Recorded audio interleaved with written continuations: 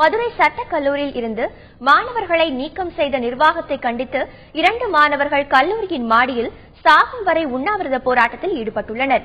நீதிமன்றத்தில் தமிழை வழக்காடு மொழியாக அறிவிக்க கோரி கடந்த 3 மாதங்களுக்கு முன்பு சென்னை உயர்நீதிமன்ற நீதிபதி அறையில் போராட்டம் நடந்தது.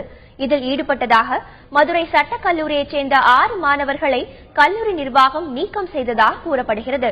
இதுவரையில் கல்லூரியில் இடமளிக்காத நிர்வாகத்தை கண்டித்து 6 மாணவர்களும் உண்ணாவிரத போராட்டம் நடத்த முயன்றனர். இதில் 4 பேரை போலீசார் கைது செய்த நிலையில் மற்ற 2 மாணவர்கள் கல்லூரியின் மாடியில் உண்ணாவிரதம் இருந்து வருகின்றனர். இரவிலும் அவர்கள் போராட்டத்தை தொடர்ந்து வருகின்றனர். உண்ணாவிரதத்தை தொடர்ந்த மாணவர்களில் 4 பேர் காலையில் மதியம் அளவில் காவல்துறையால் கைது செய்யப்பட்டார்கள்.